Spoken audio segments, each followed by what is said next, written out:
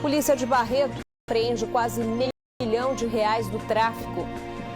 O dinheiro estava escondido no painel de uma carreta. Os nossos policiais estavam acompanhando esse caminhão desde o estado de Minas Gerais. Nós aguardamos o melhor momento para abordá-lo. CPI da Coab pode investigar outras cidades. A minha casa ela foi vendida antes de eu ter feito o acordo. Integração de posse em São Simão. E um balanço das vendas de Natal com um novo horário do comércio. Começa agora o Jornal Regional.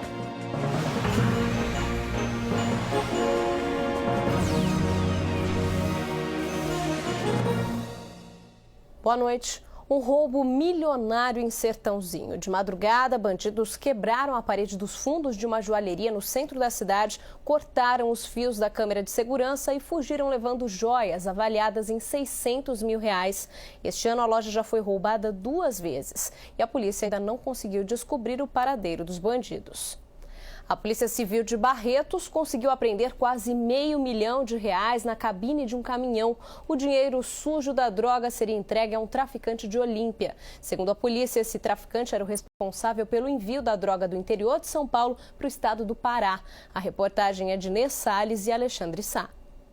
O dinheiro estava escondido em compartimentos de fundo falso no painel da cabine. A carreta vinha de Belém, no Pará, com carga de peças automotivas. O veículo está com os documentos em dia e a mercadoria tinha nota fiscal. Tudo para despistar a atenção da polícia. Nós estamos com um serviço de inteligência policial há mais de um ano investigando essa quadrilha e hoje os nossos policiais estavam acompanhando esse caminhão desde o estado de Minas Gerais. Nós aguardamos o melhor momento para abordá-lo, logicamente na base da Polícia Rodoviária, como se fosse uma fiscalização de rotina. Rodrigo César Silva Barreto confessou aos investigadores que transportava em média 30 quilos de cocaína por semana do interior de São Paulo para o estado do Pará. Na volta da viagem, trazia o pagamento da mercadoria. Desta vez, a quantia de R$464 mil. Além do motorista da carreta, também foi localizado no município de Olímpia o homem que iria receber o dinheiro pela droga. O traficante já havia sido preso em 2009 pelo mesmo crime, mas recebeu o benefício da liberdade provisória.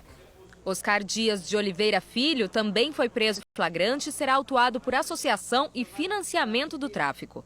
Os 2 suspeitos foram encaminhados para a cadeia pública de Barretos. Eles fazem parte de uma quadrilha que está sob investigação. Essa quadrilha continua sendo investigada, ela já foi presa em final de 2009 e 2010 lá em Belém, onde eles têm ramificações, têm estabelecimentos e logicamente que agora permanecerão presos. A Justiça de reintegração de posse em uma fazenda do governo do estado em São Simão. A Fazenda Santa Maria tem 2.700 hectares e começou a ser invadida há 15 anos. Em dezembro de 2009, o governo do estado cadastrou 130 famílias para assentamento em uma área da fazenda. Mas como novas invasões aconteceram em outra parte, foi pedida a reintegração de posse para a retirada de cerca de 40 famílias. Oficiais de justiça comunicaram a decisão aos invasores e policiais militares acompanharam a desocupação das casas, que depois foram demolidas por tratores. Não houve resistência. O governo do estado disse que disponibilizou um ônibus para transportar as famílias retiradas da fazenda para cidades de origem. E a FUVEST divulgou hoje a nota de vestibular 2012 é a nota mínima para aprovação para a segunda fase. Os cursos com notas de corte mais altas são Ciências Médicas em Ribeirão Preto e Medicina em São Paulo. O candidato precisa de pelo menos 73 pontos. A lista da segunda fase sai na próxima segunda-feira e as provas são entre os dias 8 e 10 de janeiro. A seguir, CPI da Coab pode investigar irregularidades em sorteio de casas populares em outras cidades da região. Neste final de ano, o que você prefere? Um carro 0 km ou uma viagem? Na Independance, você tem os dois. Tour Independance é fechar negócio e arrumar as malas. Compre um Citroën 0 km e ganhe na hora uma viagem com acompanhante. Citroën C3 1.4 GLX a partir de R$ 37.990, com destinos à sua escolha. Rio de Janeiro, Florianópolis ou Salvador. Citroën C4 Picasso a partir de R$ 79.990, com destino a Buenos Aires. Aproveite!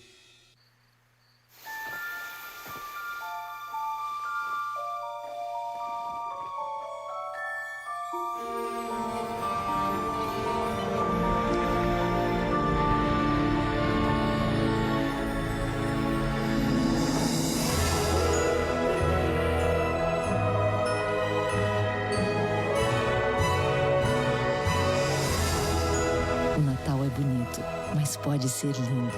O Boticário. Assine Speed grátis até o carnaval e realize todos os desejos. Vou dar mais diversão para minha família. Eu vou poder pesquisar muito mais. E eu vou ficar em contato com os meus amigos. Aproveite essa promoção. Assine Speed agora e pague só depois do carnaval. Isso mesmo, Speed com todas as velocidades grátis até o carnaval. Ligue 10315. Com Speed você acontece. Talvez você não acredite, mas eu sei que esse nosso encontro já estava marcado há muito tempo. Alberto resolve dar um importante passo em seu romance com Sarita. Eu quero me casar com você. Nesta segunda, aquele beijo. A CPI da Câmara de Ribeirão Preto, que investiga denúncias de fraudes envolvendo casas populares, pode apurar irregularidades em outras cidades da região. Veja na reportagem de João Carlos Boda.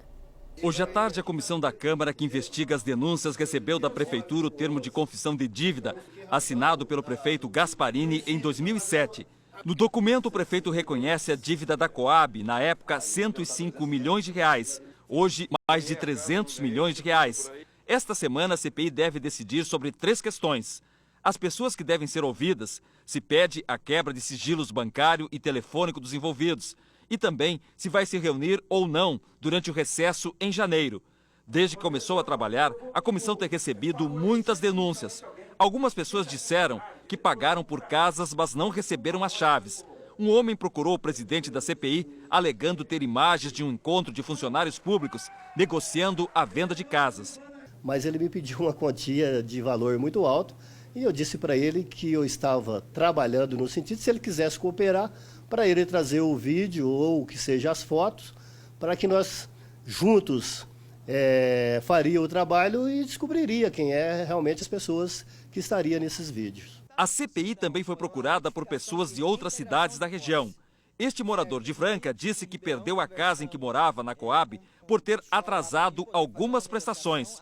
A minha casa, ela foi vendida antes de eu ter feito o acordo, certo? E tem hoje outros moradores nessa casa que eu morava. Então, quer dizer, o próprio titular da casa não teve condições de fazer um acordo com o conjunto. Mas quando tentou negociar a dívida, uma surpresa. Ele disse que outros mutuários também teriam enfrentado a mesma situação em Franca. Está tendo um tipo de corretagem, certo, de imóveis lá dentro. A pessoa que às vezes perde, que nem o titular perde a casa, eles pegam dinheiro do povo que vai entrar na casa no dia, né?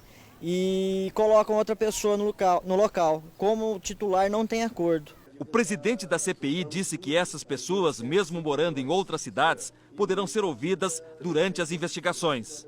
A CPI poderia fazer a convocação e se as pessoas não tiverem condições de vir até a nós iremos até as pessoas para ouvi-la e saber se realmente esses fatos estão acontecendo também nessas cidades, se é que existe.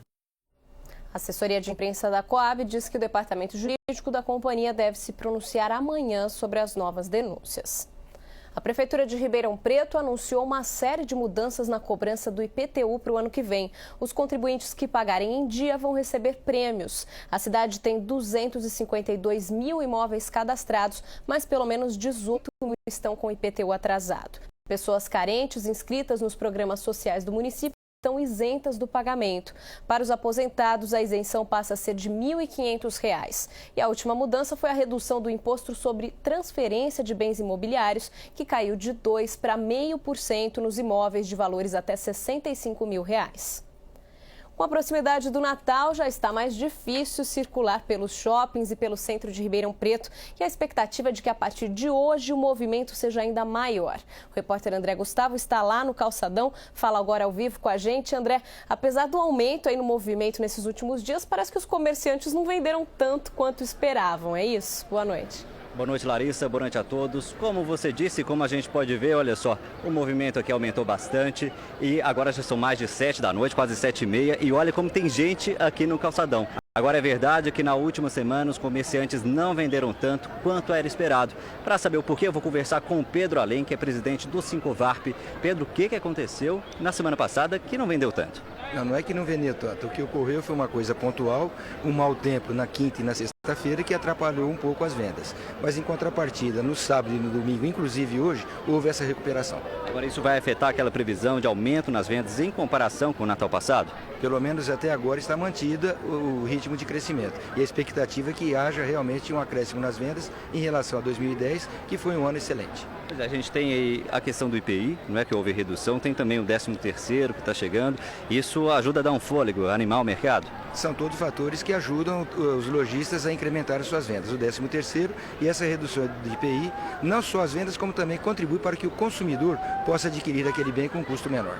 A gente falou do movimento, agora tem bastante gente, mas você me disse que daqui a pouco vai aumentar ainda mais. Normalmente, após as 20 horas é que começa o fluxo maior de pessoas e vai até por volta de 22 horas.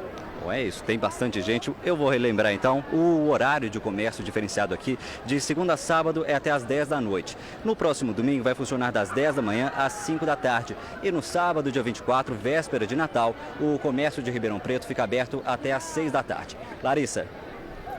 Obrigada, André, pelas informações. O horário especial do comércio para as vendas de fim de ano também já começou na maioria das cidades da região.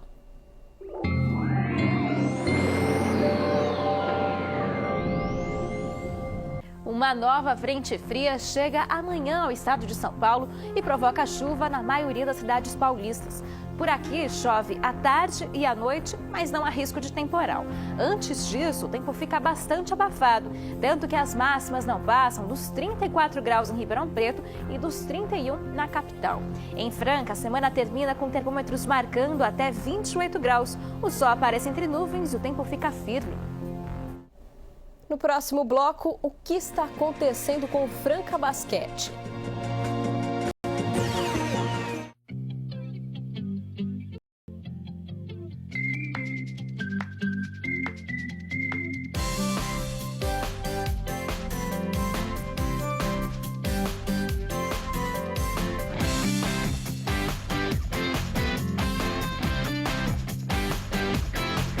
Kia, inspirada no que você curte.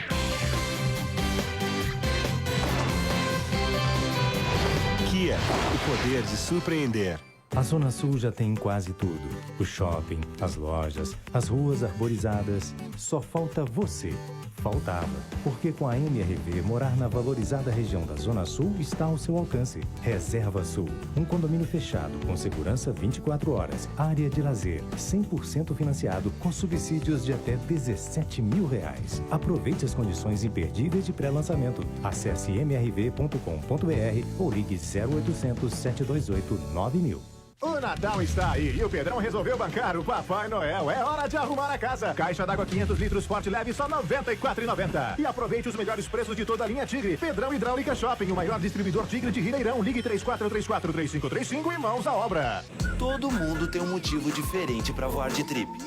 Essas ofertas são um ótimo motivo para você voar também.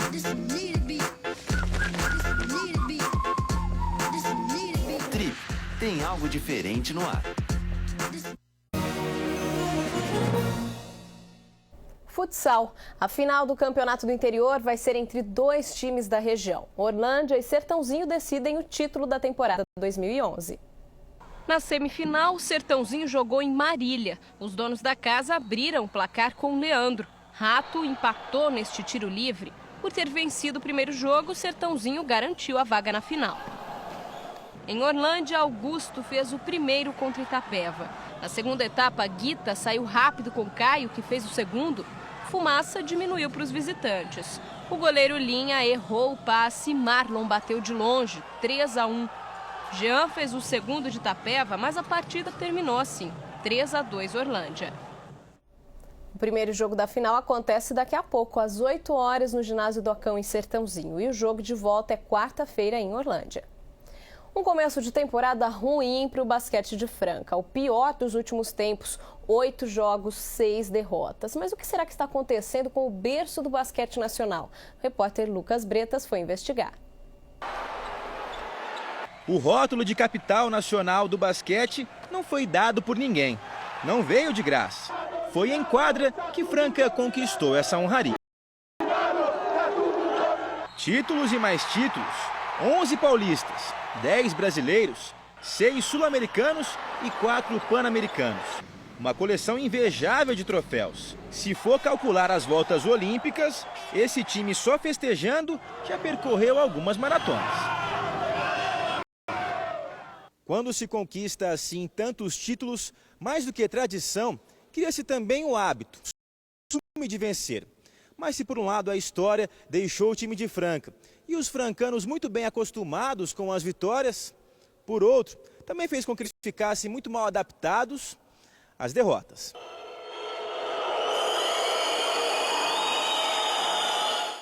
É difícil, né? A gente nunca teve um começo assim. Franca, na história, também nunca teve um começo assim. Então, é lógico que não faz parte da nossa tradição essas derrotas. E isso nos deixa muito frustrados. A gente, mais que ninguém, o grupo estava super chateado e estamos em busca de uma melhora diária, estamos em busca do entrosamento diário.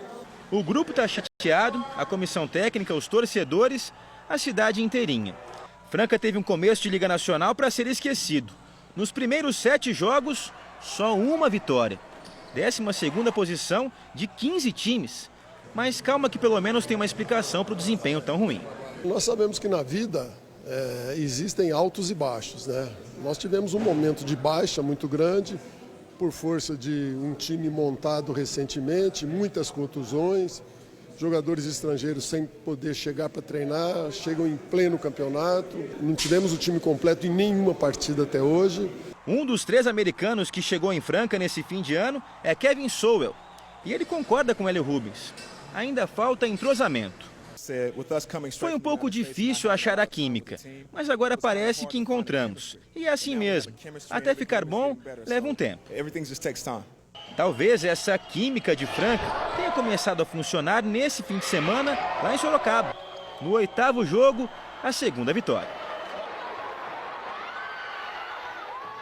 Aquele ditado, nada resiste ao trabalho e é com o trabalho que nós vamos conseguir alcançar os nossos objetivos. É hora de reagir mesmo. Afinal, o lugar de Franca não é e nem nunca foi lá nas últimas posições. É só uma questão de costume e tradição. A tabela de classificação deve estar de cabeça para baixo. E Franca tem uma grande chance de embalar no campeonato. O próximo jogo é quinta-feira no Pedrocão contra o Joinville, 11º colocado, uma posição acima do time francano. Uma boa noite para você e até amanhã.